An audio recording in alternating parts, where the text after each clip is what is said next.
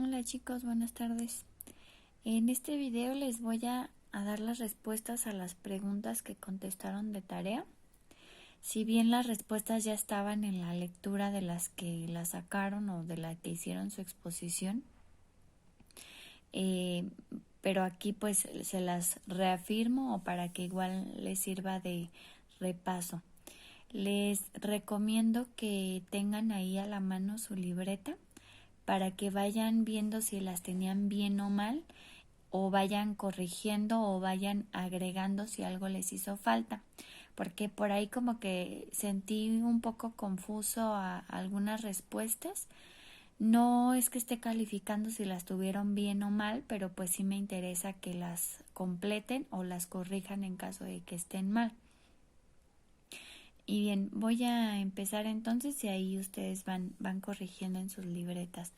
La pregunta número 1 decía: ¿por qué los autores sugieren que se deseche el método de premios y castigos como medios disciplinarios? Aquí era importante decir que una cosa positiva que se trae de los premios y los castigos, positiva, es que sí existe la motivación para con los niños. Eso sería como lo único positivo que se puede sacar de la técnica o método de premios y castigos.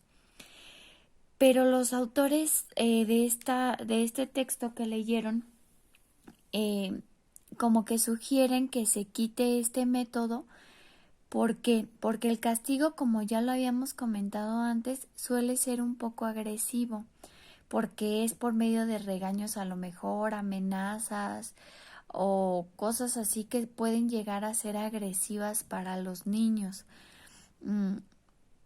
Y los premios hacen que los niños tengan un interés material todo el tiempo, como que hagan las cosas porque se les va a dar algo y no porque se les lo tienen que hacer. Entonces, eso serían como lo negativo de este método. Puse aquí también eh, cuando se lleva el método a cabo de premios y castigos, culpan a los padres de la conducta de los hijos, porque ellos son los que les están diciendo lo que está bien o mal. Entonces los papás son los responsables de cualquier conducta de los hijos si se está haciendo este método de premios y castigos. Entonces esa es otra de las cosas negativas. Los papás indican qué es lo que está bien y qué es lo que está mal, y a veces tienen que dejar un poquito que el niño también experimente. Entonces, la motivación puede ser una cosa que sea positiva, porque no sé si han visto en clases a veces con niños de primaria, pues sí, si se les da algún premio es como un refuerzo positivo, pero también el cambiarle el nombre de premio por refuerzo pues ya puede ser una cosa distinta, o de castigo por llamada de atención, o ¿cómo se le llama a veces? Tiempo fuera o algo así. Entonces ya lo hace ser diferente, y ahí se está eliminando la palabra premio y castigo y se está dejando al lado este método para hacer otra cosa distinta. La pregunta número 2 dice: ¿qué alternativas para el premio y el castigo sugieren los autores? Pues las alternativas que sugieren en la lectura son las consecuencias naturales y las consecuencias lógicas. Estas consecuencias naturales y lógicas hacen responsable al niño de su comportamiento. Dejan de lado el que culpen al papá o a la mamá por el comportamiento de los niños y hacen que el niño sea responsable de su propio comportamiento al utilizar las consecuencias naturales y las consecuencias lógicas. Ahorita vamos a ver por qué. Y otra forma o otra sugerencia que podrían tener los autores, no en esta lectura, sino en lo que hemos leído anteriormente, como en los videos de la disciplina inteligente, serían estas dos técnicas, que una es el entrenamiento de autoinstrucciones, que ya lo vimos, y la práctica positiva, porque ahí haces responsable al niño o lo vas enseñando cuáles son las conductas buenas, y ahí pues entonces el premio y el castigo se hacen a un lado, y por medio de estas técnicas pues también puede surgir un buen comportamiento en los alumnos. Antes de continuar, se me había pasado decirles al principio que la lectura ahí, como ustedes la leyeron, la que hicieron su exposición, se refiere totalmente a hijos y padres de familia, como si ustedes estuvieran leyendo para educar a sus hijos.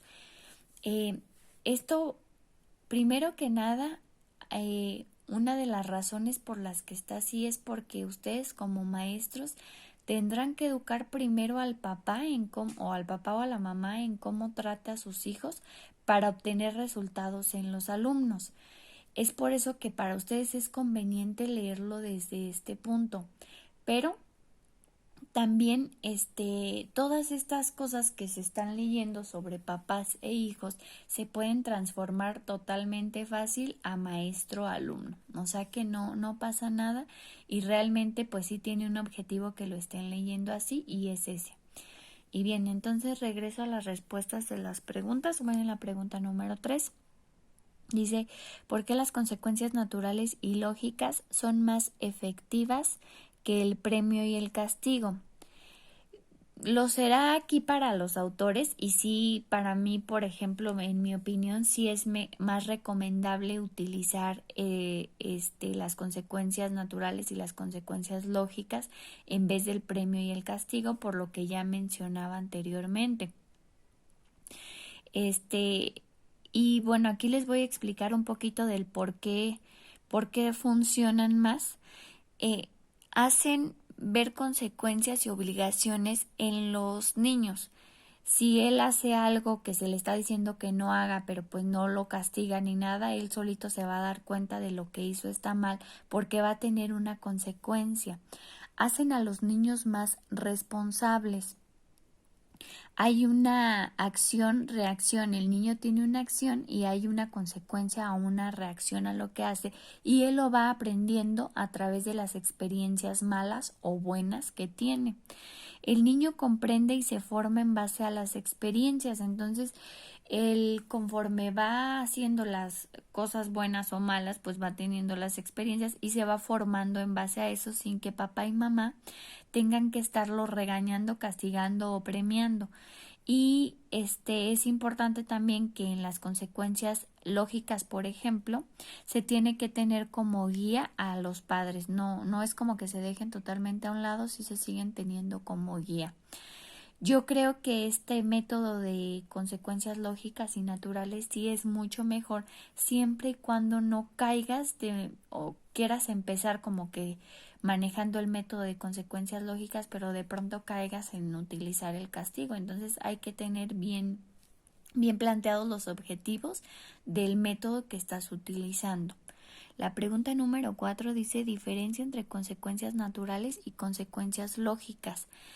Ahí vi como que se confundieron un poquito porque hacían la diferencia entre consecuencias lógicas y castigo, que también viene esa pregunta, pero pues viene más abajo.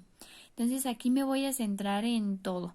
La diferencia entre consecuencias naturales y consecuencias lógicas, que es lo primero que dice lo que nos indica esta pregunta, sería que las consecuencias naturales experimentan los niños de la realidad de la naturaleza.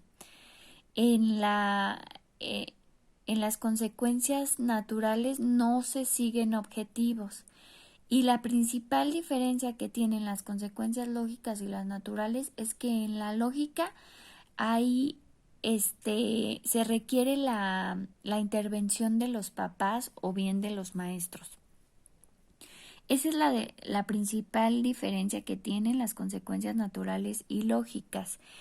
Es que en las lógicas sí hay interferencia o hay instrucciones de parte de papá o maestro y en las naturales no. Y otra diferencia es que una tiene que plantearse objetivos y en las naturales no hay que plantearse objetivos. O sea, las naturales es como las consecuencias naturales del medio ambiente y las lógicas sí hay como una interferencia por parte del papá o maestro. Aquí mencionaba un ejemplo en la lectura que decía, era un ejemplo de una señora en un auto con sus hijos. Los hijos iban brincoteando por ahí mientras la señora manejaba. Entonces ella les comentó que si seguían brincando, pues ella no podía concentrarse y se paraba cada vez que ellos empezaban a hacer relajo en el carro. Entonces la señora se paraba y los niños pues cambiaban su actitud, ¿no? Y se volvían a sentar. La señora avanzaba, pero al poco rato ya otra vez los niños estaban brincando, gritando y de todo, y la señora se volvía a parar. Entonces, las consecuencias lógicas es que la mamá les diga a sus hijos que va a pararse las veces que sean necesarias hasta que ellos cambien su comportamiento. Entonces, esa sería la consecuencia lógica. Hay una instrucción por parte de la mamá. Y si hacemos un ejemplo que va un poco más encaminado a la escuela, sería, por ejemplo, que el maestro diga que no va a seguir con la clase hasta que guarden silencio. Entonces el maestro guarda silencio, bueno, el maestro deja de dar la clase más bien hasta que los alumnos guarden silencio. Entonces, ya los alumnos puede que cambien su actitud y guarden silencio, el maestro vuelve a dar la clase, entonces si los alumnos vuelven a hablar otra vez, el maestro nuevamente deja de dar la clase. Pero ahí hubo una instrucción intermedia por el maestro que es la de voy a dejar de dar mi clase mientras ustedes estén hablando. Y en las naturales pues no hay como una indicación. El niño aprenderá de que le va a dar frío si no se pone el suéter, o que incluso va a llegar hasta enfermarse si el niño anda en la calle o en el frío sin suéter. Entonces, esas serían las diferencias entre la consecuencia natural y la lógica para que las tomen en cuenta y ahí corrijan esa pregunta, porque en esa sí vi como que había algo de confusión o estaba incompleta o la confundían con la diferencia entre consecuencia lógica y castigo. Les iba a decir de una vez la diferencia, pero me espero a que llegue la pregunta de consecuencia lógica y castigo. Voy en la número 6, dice ahí, ¿cuándo se utilizan las consecuencias lógicas antes de las naturales? La respuesta que yo la había escrito mal esa pregunta, realmente la pregunta es ¿cuándo se utilizan las consecuencias lógicas en lugar de las naturales? No antes, sino en lugar de las naturales.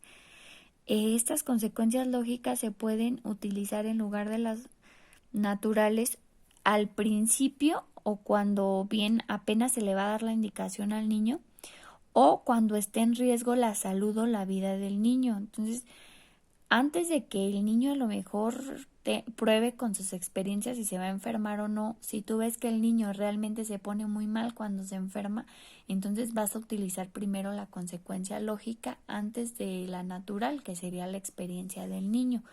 Entonces ahí intervendrías y le dirías al niño, te tienes que poner el suéter y si no, no sales. Entonces ahí sería cambiar la consecuencia lógica al principio por la consecuencia natural, que sería esperarte a que el niño aprenda de la experiencia que sería el enfermarse. Entonces, en ese tipo de cuestiones es cuando se utilizan las consecuencias lógicas en lugar de las naturales. Y ahora sí, la número 7 dice diferencia de consecuencias lógicas y castigo. La consecuencia lógica, como les comentaba, trata de que papá, mamá, maestros, etcétera, tengan mucha paciencia, tengan mucha tranquilidad y tener claros los objetivos de a dónde van a llegar. ¿Por qué?